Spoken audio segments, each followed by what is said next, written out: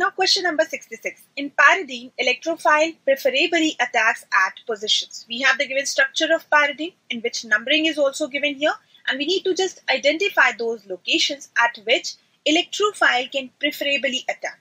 So now let's check these attacks one by one. We have these drawn structure here. In the first case, there is the attack of electrophile at which position? This is the attack at the first position, and the quite similar attack would be there at the fifth position also, because these two positions are quite similar. So attack at first or fifth position if you are consider. These are similar. And when this electrophile attack at the first position, it occupies its position, and further the positive charge is there at the nitrogen atom in the resonating structure. For the next resonating structure is also there, in which this positive charge comes to the fourth position, and in this structure this positive charge comes to the second position also.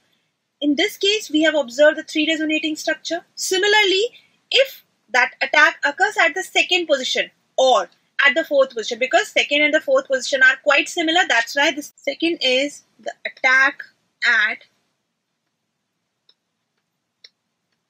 second or fourth positions, because both of these positions are same. That's why I'm just writing it. You can clearly see at the second position electrophile is attract this electrophile, and there is attack of electrophile, and this positive charge is here at the third position. Now further, it is revolving over this ring. It comes to fifth position, and here in this case it is coming at the first position also. So three resonating structures are formed further. But one thing you should remember here, that this positive charge is never at this nitrogen. Nitrogen is more electronegative atom as compared to carbon, but the positive charge is not there at this nitrogen atom. It means these structures are more stable, in which positive charge never goes to the electronegative species. It means these are the structures which are considered as more stable. But before conclusion, we have to consider the next attack also. Next is the attack at third position. So I'll write here, this is the attack at third position. Now in this case you can clearly see electrophile is attacking at the third position, and ultimately there is the positive charge that appears at the second position, further at the nitrogen atom, and here again it is present at the fourth position. It means in this case also positive charge is coming at the nitrogen, that is more electronegative atom.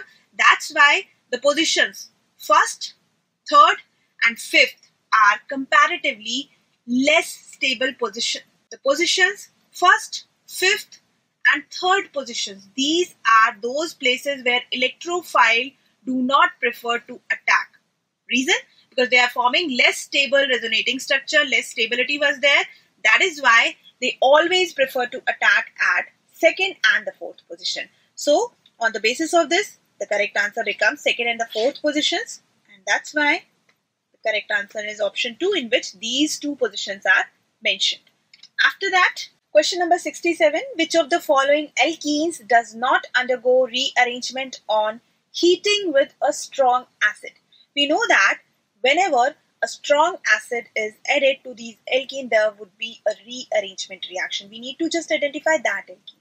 The alkene with more number of alpha hydrogen atom, alpha to this double bond, then definitely it would have more hyperconjugative structure, and that would be more stable alkene. And if that type of alkene is there, that would not undergo rearrangement on heating with a strong acid. That you should remember. This is the small hint. So first we'll identify the alkene. Say suppose we're talking about the first case, that is the case in which tertiary carbon is there, and further it is CH, then double bond CH2.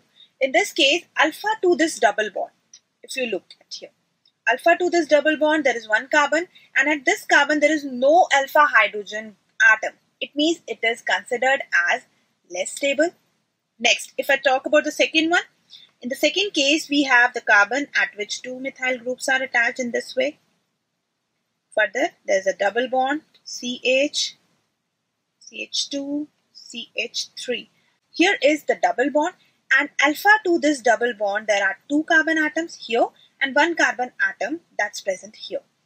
There are 3 plus 3, 6 alpha hydrogen atom and 2 alpha hydrogen atoms are here.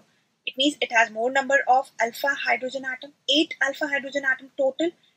Then we will compare it with the other species also. The third option we have that is given here. In this case, this is the double bond, and alpha to this there is this carbon atom, and at this carbon only 1 hydrogen atom which is present. It means again it is less stable. So till now second option contain the alkene which has more number of alpha hydrogen atom. Let's check the fourth one also.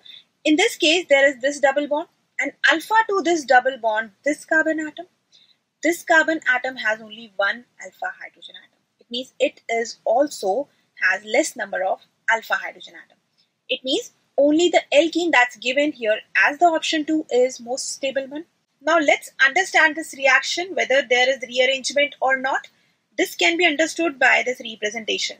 We have the first alkene that's given here, attack of the strong acid, and here is the formation of carbocation. This carbocation, you can clearly see it is a secondary carbocation, so there would be the methyl shift. And after this methyl shift, there is the formation of tertiary carbocation. Further, there is a removal of H plus ion, and it results in the rearranged product. Further, if I talk about the second option, another alkene is there. In this case, if the strong acid is attacked, then what will happen? Here's the formation of tertiary carbocation. And as this tertiary carbocation is formed here, in this case, there is no rearrangement, no hydride shift, no methyl shift. So definitely after removal of this H plus ion, the original alkene you will obtain. After that, the third alkene that was given here. In this case, when the attack of this strong acid was there, ultimately there is the formation of secondary carbocation once again. This is less stable, so there would be the hydride shift, and due to hydride shift there is the rearrangement because this is the tertiary carbocation that's formed, and after the removal of this H plus ion, rearranged product you will obtain. Further, in case of fourth alkene, if you look at here, there is the fourth alkene that you are considering, and H plus ion is here. There is the attack of the strong acid in this case also, and after this attack there is the formation of the carbocation, that is once again secondary carbocation, and yes, there would be the hydride shift. It means rearrangement is possible in this case also. After that there is the formation of tertiary carbocation, and then ultimately this is getting changed into the alkene, that is the rearranged product. So on this basis, if you look at the given options, we have analyzed that only the alkene that's given here as the option 2 does not undergo rearrangement on heating with a strong acid. That's why I'll mark option 2 as the correct option. I hope this question is also clear to you. Question number 68. Increasing order of delta H hydrogenation, that is heat of hydrogenation of following alkenes is. We should always remember that heat of hydrogenation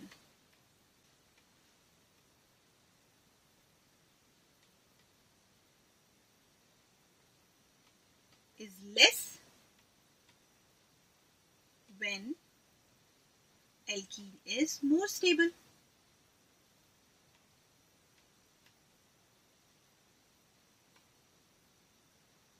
This is the condition. And to know the stability of the alkene, we have to consider their structure. The alkenes which have more hyperconjugative structure, those would be more stable. And for that, we should know the alpha hydrogen present in those alkenes. If we talk about the first structure of alkene, in this case, there are total 4 alpha hydrogen. You can clearly see. If we talk about the second case, in this case, if you count alpha hydrogen with respect to this double bond, you will see that the total number of alpha hydrogen in this case are 3 alpha hydrogen. For third case, if you look at this, you will identify that alpha to this double bond, there are total 7 alpha hydrogen. So, due to the presence of 7 alpha hydrogen, it would have more number of hyperconjugative structure, more stability as compared to the first and the second one. Now, if we talk about the fourth structure, in this case, this is the alkene, and in this case, if you count, there are total 10 alpha hydrogen atom. Here is the alkyl group is here, methyl group specially, and total number of alpha hydrogen are 10. More number of hyperconjugative structure, more stable alkene is, it means order of the stability in this case becomes, this is most stable, then third one, then first one, and then second one. It means the order of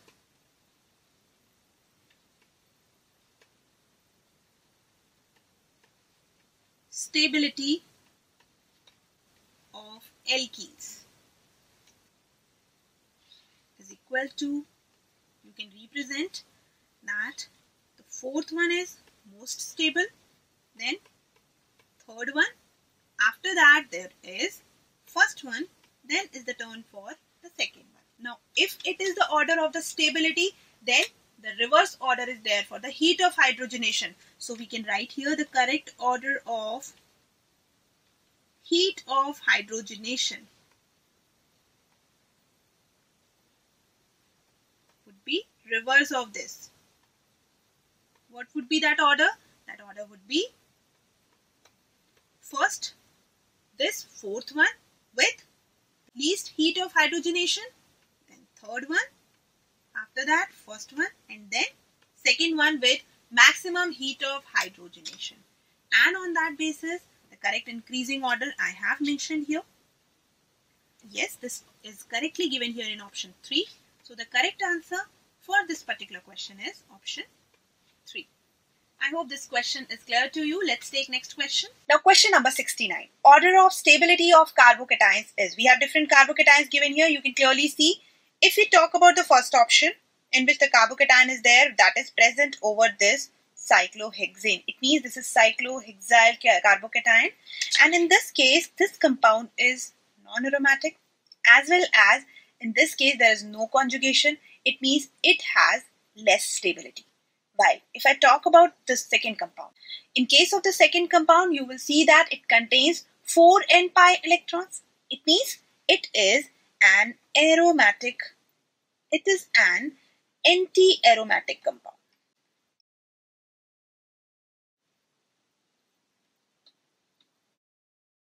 And we know that anti-aromatic compounds are quite unstable. It means this is least stable, then here's the turn for this one, but we have to check further options also. If I talk about the third option, in this case, if you count the total number of pi electron, that number of electron are 4n plus 2. It means they're following Huckel's rule, and it is also a planar molecule. That's why this is aromatic. And proper conjugation is also visible in this case. That's why it is aromatic. It means it is quite stable. If I talk about this fifth carbocation, in this case, you will see that there is a conjugation between this double bond and this positive charge. And due to conjugation, it is stable as compared to the first one and the second one. Further, if I talk about the fourth one, in case of fourth one also, and this conjugation is more as compared to the conjugation there in the carbocation given as the fifth one. It means this is showing extended conjugation. This we can say, while this is showing simply conjugation. While in case of the first carbocation, there is no conjugation. So I'll write here there is no conjugation. While the species that's given in second one is anti-aromatic. That's why this is least stable. Further, there would be the turn for first one. After that, there's the turn for fifth, because there's a conjugation. This is more stable but less stable as compared to fourth, because fourth has extended conjugation. And after that, there would be the turn for the species that is aromatic. And this would be the correct order, where this order is given. If you look at the given options, you will identify it's given here in option 4. So just choose this as the correct option. After that, there's question number 70. Question number 70. Which of the following is incorrect about free radicals? We have the first one. Methyl free radical is planar, while CF3 free radical is pyramidal. To know its shape, just know its hybridization. If I talk about CH3 free radical, this is sp2 hybridized, while the CF3 free radical is sp3 hybridized. And if it is sp2 hybridized, shape would be planar.